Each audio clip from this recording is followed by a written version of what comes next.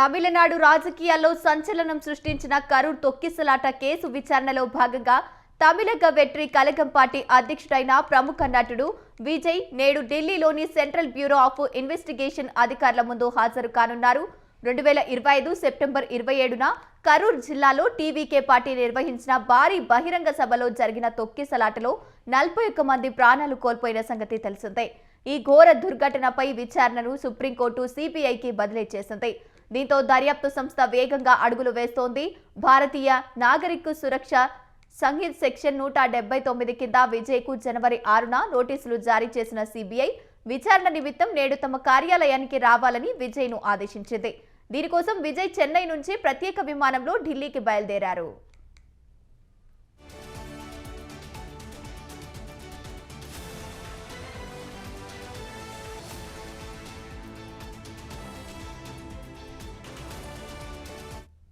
ఈ కేసులో విజయ్ అపరాధిగా కాకుండా పార్టీ బాధ్యుడిగా ఘటన జరిగిన సమయంలో అక్కడే ఉన్న కీలక వ్యక్తిగా విచారణను ఎదుర్కొనున్నారని తెలుస్తోంది. ఇప్పటికే సిబిఐ అధికారులు పలువురికి టీవీకే ముఖ్య నాయకులకు విజయ్ కారు డ్రైవర్ను ప్రశ్నించారు. తమిళనాడు ప్రభుత్వం ఈ కేసులో సిబిఐ దర్యాప్తుకు వ్యతిరేకిస్తూ సుప్రీంకోర్టులో కౌంటర్ అఫిడవిట్ దాఖలు చేసినప్పటికీ విచారణ కొనసాగుతోంది. రాష్ట్ర ప్రభుత్వ భద్రతా వైఫల్యాల వల్లే ఈ ఘోరం జరిగిందని టీవీకే నాయకులు వాదిస్తున్నారు. ప్రభుత్వం మాత్రం పార్టీ నిర్వహణ లోపాలను ఎత్తి చూపిస్తోంది. విజయ్ సిబిఐ విచారణకు హాజరవుతుండటంతో అటు రాజకీయ వర్గాల్లోనూ ఇటు సినీ పరిశ్రమల్లోనూ తీవ్ర ఉత్కంఠ నెలకొంది. ఈ విచారణ ద్వారా తొక్కిసలాటకు దారితీసిన అసలు కారణాలు వెలుగులోకి వచ్చే అవకాశం ఉందని అభిప్రాయం వ్యక్తమవుతోంది. రైట్, ఇక ఇదే అంశానికి సంబంధించి పూర్తి డీటెయిల్స్ మా కరెస్పాండెంట్ ఉషా ఫోన్ ఇన్ ద్వారా అందిస్తారు. ఉషా, చెప్పండి, టీవీకే అధినేత విజయ్ సిబిఐ ముందు హాజరు కానున్నట్టు తెలుస్తోంది. తొక్కిసలాట ఘటనలో సిబిఐ ముందు హాజరవుతున్నట్టు తెలుస్తోంది. అసలు ఏం జరగబోతుంది ఢిల్లీలో? గంగోత్రి, తమిళనాట రాజకీయాల్లో సంచలనంగా మారినటువంటి కేసు కరూర్ తొక్కిసలాట ఘటన. ఈ కేసులో దాదాపుగా కూడా 41 మంది కూడా బహిరంగ సభకు, ఏదైతే తమిళ స్టార్ అయినటువంటి విజయ్ బహిరంగ సభకు వచ్చినటువంటి ప్రజలు ఎవరైతే ఉన్నారో అమాయక ప్రజలు 41 మంది కూడా తొక్కిసలాటకి గురై అక్కడికక్కడే ప్రాణాలు వదిలేయడం జరిగింది. ఈ ఘటనలో పూర్తి బాధ్యుడిగా విజయ్ ని చిత్రీకరిస్తూ అక్కడి ప్రభుత్వం, డిఎంకే ప్రభుత్వము మొత్తం కూడా విజయే అపరాధిగా నిరూపిస్తూ సిట్ ని ఏర్పాటు చేసింది. ఐజీ నేతృత్వంలో ఐజీ ఆశా గర్గ్ నేతృత్వంలో సిట్ ని కూడా ఏర్పాటు చేసింది. సిట్ ఏర్పాటు మీద తమకు నమ్మకం లేదంటూ సుప్రీంకోర్టుని అప్రోచ్ అయ్యారు.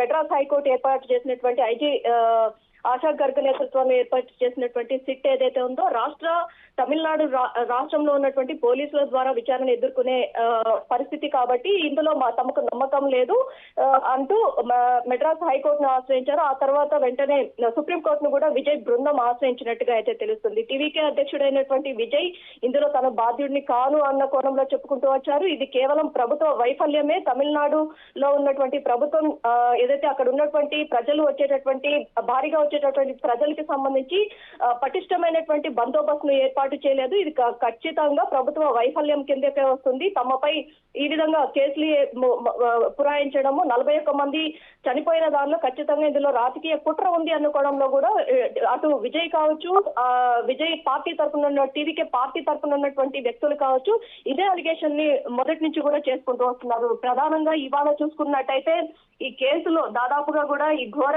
దుర్ఘటనకి సంబంధించి విచారణ సుప్రీంకోర్టు సిబిఐకి బదిలీ చేసింది. దీంతో దర్యాప్తు సంస్థ వేగంగా అడుగులు వేస్తోంది.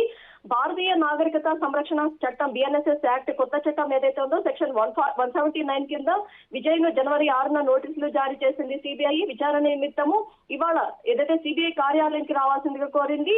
దీనికోసం విజయ్ చెన్నై నుంచి ఉదయం ప్రత్యేక ఫ్లైట్ లో ఢిల్లీకి బయలుదేరారు. ఈ కేసులో విజయ్ అపరాధిగా కాకుండా పార్టీ బాధ్యుడిగా ఘటన జరిగిన సమయంలో అక్కడే ఉన్న కీలక వ్యక్తిగా విచారణ ఎదుర్కొనున్నారు.